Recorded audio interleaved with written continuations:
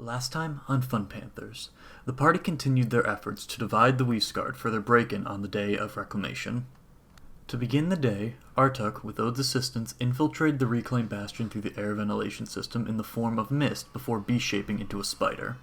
During his time inside, he was able to learn the general layout of the building, discovering a strange hallway which seemed to somewhat affect his magical powers during his descent.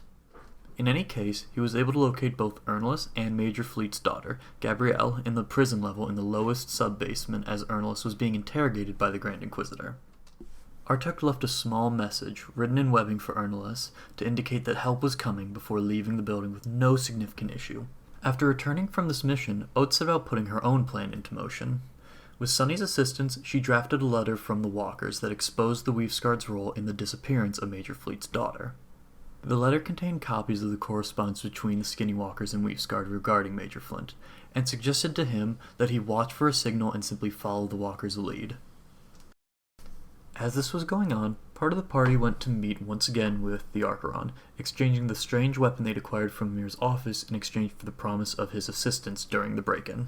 Before leaving, however, the Archeron seemed interested in speaking with Morak further.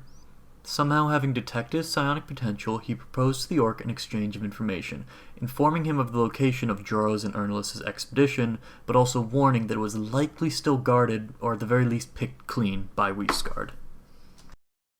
Back at the Stein's Gate, Ken tended to Annette, who finally awoke from her psionic episode, and at her behest he explained in loose terms the Dawn and Dust Dragon and the role that psionics had in the midst of it, at least as it related to the Archeron. Annette was, reasonably, quite angry at the Archeron for his role in muddling her mind, but Byron was able to convince her that the best way to hurt him was to help them right now, and then leave the city before he could influence her mind further. She agreed, and Ken left to continue his undercover efforts, posing as a recruit who was just jumped by an individual called Johnny Brass-Knuckles and was taken to the Bastion for his safety.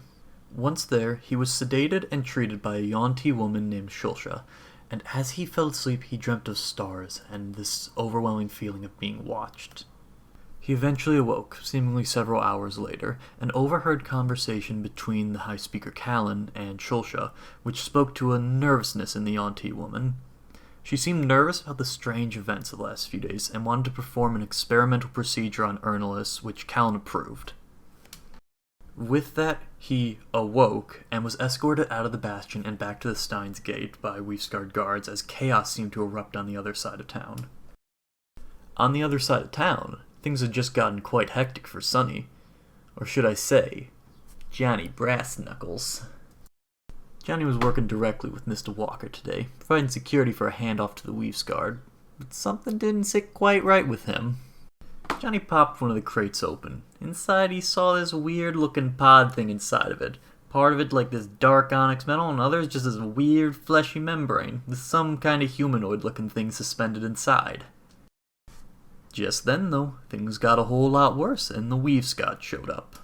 The Grand Inquisitor seemed to be with them, and he took a shot at Mr. Walker using his weird weapon while announcing that their relationship, their partnership, it was over. Johnny took the hit from Mr. Walker, hurrying him into a side room and telling him to get the hell out of here while he made a distraction. With just a little bit of magic, Johnny blew open the wall, taking off like a bat out of hell and dragging that weird pod with him. Alarms start going off, horns getting blown, dogs barking, and it's only by sheer chance that Johnny's able to make it out of there without anyone finding him. Whatever the case though, Johnny manages to make it back to the Stein's Gate right as midnight rolls around. Luckily, Morak cleared it out for him.